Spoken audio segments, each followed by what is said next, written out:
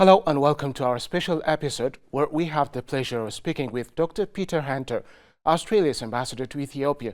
We explore the developing relationship between Australia and Ethiopia, covering topics such as diplomatic relations, trade prospects, Ethiopia's economic reforms, regional security issues, and Australia's wider involvement in Africa. I'm your host, Gamachisa Mandida. Stay with us. Mr. Ambassador, it's an honor and a pleasure to have you here. And I just would like to begin with asking you the current state of diplomatic relations between Australia and Ethiopia. Thank you for your kind and warm welcome, and it's a great pleasure to be here to represent Australia. This year is an important year for our diplomatic relations, which were formalised first in 1965. So this year marks the 60th anniversary of those relations. That anniversary has been recognised very formally at the most senior levels of leadership of both of our countries. So I want to take this opportunity, of course, to respect to the government of Ethiopia from the government of Australia, and of course between the people of Australia and Ethiopia. So it's an important and happy anniversary of long and warm relations. Some of the issues that go into that relationship, starting just at the friendship level, we have such great and warm people-to-people links. Those are shared and strengthened through things like our scholarship program and other educational opportunities. Plus, there's a good-sized Ethiopian diaspora now living in Australia in some of our larger cities, particularly in Sydney and in my hometown, Melbourne. In addition, supporting this strong bilateral connection between our two countries, Australia works very closely with the government of Ethiopia and with Ethiopian people to develop and to deliver a range of programs in humanitarian and other development assistance. We have programs through our Australian NGO cooperation program. We have programs through humanitarian work, and we also have a smaller scale program that we call Direct Aid. Some people here in Ethiopia will be well aware of the very warm connections and important work that's been done in recent decades with Australian cooperation. For example, through organisations like the Catherine Hamlin Fistula Hospital, which is here in Addis. That's a very important way Australia has worked to contribute to Ethiopian development. And we have similar programs. For example, there's another one in the healthcare domain run by a famous group called the Fred Hollows Foundation that delivers care and development in eye health. Another program is delivered through Australian Doctors for Africa, which they visit here to provide volunteer assistance. And we have a range of these kinds of humanitarian programs. For example, here in Addis, there's an orphanage called the Shamida Orphanage run by an Australian. I'm just giving you a few examples of the ways in which, although Australia is perhaps a little smaller or more modest than some of the larger scale donors, what we always try to do is make a real and important difference. Even if it's only a bit smaller, we always work hard to contribute really meaningfully to the lives of Ethiopians. Yes, thank you, sir. Well, this development of a relationship between the two countries is obvious ever since the relationship between the two countries began in 1965, as you mentioned. But the Ethiopian government, and I would say, many African countries believe that, these kinds of relationships need to grow to become, potent enough to attract, for instance, foreign direct investment. And in this regard, I do believe, the Ethiopian government, especially for the last 6, 7, 8 years, has been doing a lot of work with regard to enhancing, this foreign direct investment from nations such as yours. And how do you see the Ethiopian government's efforts in ensuring that, these economic ties grow to be strong enough to allow, more investment into Ethiopia? And maybe with implications for the African continent.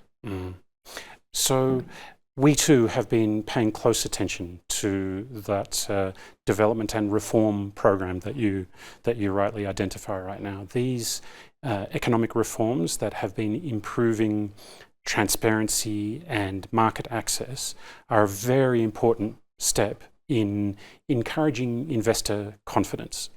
And that's a continuing process that in Australia we see as being extremely important to attracting foreign direct investment in the way you've just described. Some of the areas which people would see as being opportunities for growth, I would say the one that Australia is most known for, not just in Ethiopia, but certainly more so across Africa, is the mining sector.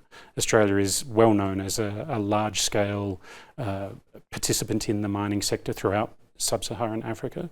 And certainly in my discussions with the Ethiopian government here, there is a strong interest in both sides in exploring opportunities to help grow that potential. Similarly, other areas for growth, I would say tourism. I have now been here in Ethiopia for just 1 year, but loving the experience of being in Ethiopia, and I can see such enormous potential to help grow the tourism market here. So I think that's a very important area for growth. And also agriculture. Australia has some long experience in working in the agricultural sector, especially in tough environments like dry land agriculture. There are these kinds of areas where Australia's participation can help complement these kinds of important reforms to the economic sector that you just described. You're right, sir. Thank you again. Let me take you to Addis Ababa, the progress Addis Ababa has been making for some time now, which I believe is evident for people like you who come from other countries. And we know Addis Ababa is a seat for ambassadors like yourself. And of course, it is a seat for global, continental, regional institutions such as the African Union. And how do you see the progress of Addis Ababa? It's as you rightly say, progress is spectacular. The speed and scale of the economic changes and the development of the city are truly impressive. As I mentioned, I've only been here 1 year, but even in that time, from week to week, we can see the speed at which the capital is developing. I think that's a really important connection to the other part of your question around how does the international community engage here in Addis Ababa. You're very right to emphasize the importance of the African Union here. That institution is pivotal to the international community's engagement with Africa through Addis Ababa. And it's so important that with Australia's representation here, having that connection to the African Union headquarters is absolutely fundamental to our engagement, not just with Ethiopia, but with all the member states of the African Union. Another layer to that, of course, is Addis Ababa is quite famous for being a hub of diplomatic engagement. There is a very large diplomatic community here. That means Australia enjoys, although as I mentioned before, perhaps we are a little smaller than some other embassies, it is such an ideal location for us to make these very important connections with not just the African Union, but other organizations and other parts of the diplomatic community. Okay, good. Well, my next question is, of course, regarding Africa's representation in the Security Council, because, you know, Africa wants to have development, and if that development has to be genuine, of course, Africa's voice should be listened to in the international arena, in the international stage. So what is, you know, the stand of your nation in this regard? You are very right to foreshadow that Africa and Ethiopia has a friend in Australia in supporting the idea you've just sketched out. We are strongly in favour of not just supporting and strengthening the international multilateral system, which is facing many challenges. So we are very strong supporters of multilateralism, but also we are a strong supporter of reform to the multilateral system to reflect this need for change. And Australia will be now and in the future a very strong supporter of the idea of growing African representation and African voices in the multilateral system. We are absolutely behind that idea, including here in Addis Ababa through the African Union and the UN. Great. Well, we know Ethiopia plays a peculiar role in ensuring peace and security in the Horn of Africa. Unfortunately, the Horn of Africa is one of the global regions where we have too much conflict and complicated political scenarios. And how do you see, or how does your country see Ethiopia's role in ensuring peace and security in the Horn of Africa? I agree again with you that your description of the Horn of Africa region facing a number of security and development challenges is true. There are so many challenges in this region that are long-term and quite difficult to address. In regard to those challenges, Australia strongly supports Ethiopia's pivotal role. The government and the people of Ethiopia have been working very hard to make a meaningful difference to some of these challenges. It can include the regional security challenges that you've just spoken about, but there are other interconnected. Many of these challenges are connected to one another. Yes. So security is connected to climate challenges and climate change and food security. That's all connected to issues around addressing counterterrorism and the like. So we see the hard work and support the hard work that both the people and the government of Ethiopia are doing in these important issues. Ethiopia is one of the countries that is landlocked, and of course landlocked countries globally are facing, economic challenges because of being landlocked in general. And Ethiopia has a population of around 130 million and maybe plus. And this country cannot afford, to remain landlocked. The country is doing its best, to ensure it has, access to the sea. And how does your country see the Ethiopia's efforts in this regard? Well, I'm a student of history, and I well understand your point just now about the importance of access to the sea and how it can deeply affect economic development and security. So it's well understood, both from us in the embassy but also from the Australian government, the importance that Ethiopia rightly attaches to this issue. It's perfectly understandable that it's extremely important. I would say that it is essentially a matter for Ethiopia. It's not something for Australia really to intervene on, but my two observations would be, yes, we understand the importance, but equally we understand that it is certainly a sensitive issue for neighbours in the region, and we would strongly encourage peaceful dialogue and dialogue based in mutual understanding so that we can minimise any risk of conflict because of those kinds of sensitivities.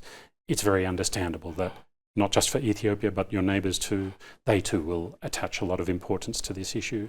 So we strongly support progress based in mutual respect. How do you see Australia's presence in Ethiopia, especially, in relation to its broader engagement with Africa and the African Union? How does being here in Ethiopia, help you deal with, the rest of Africa? I mean, economically, politically, socially, etc. How do you explain that? I think it's such a wonderful opportunity for Australia to be represented here in Ethiopia. As we discussed before, this particular location is of such great importance, not just to the Horn of Africa, but really to the whole of the outside world's engagement with Africa.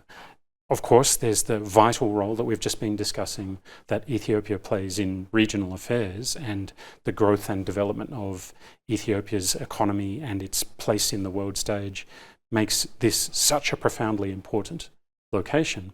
But to your question about how our relationships here connect to the rest of Africa, well, as I mentioned before, the African Union and all of its member states are represented here through the AU. We work very hard to build our relationships and to connect with all the member states. I think that level of connection and the ability to dialogue with members of the African Union and at the same time to connect through Ethiopia in this important location. That explains why Australia attaches so much importance to being here. Oh, Dr. Peter Hunter, Australia's ambassador to Ethiopia, thank you very much for the excellent interview you gave us, and especially, giving us your time to come over and talk to us in the way you have. Thank you very much. Thank you for the very nice opportunity to join you today. Thank you. Viewers, thank you very much for watching our program, which ends right here. Next time we'll come up with similar ones. Until then, goodbye.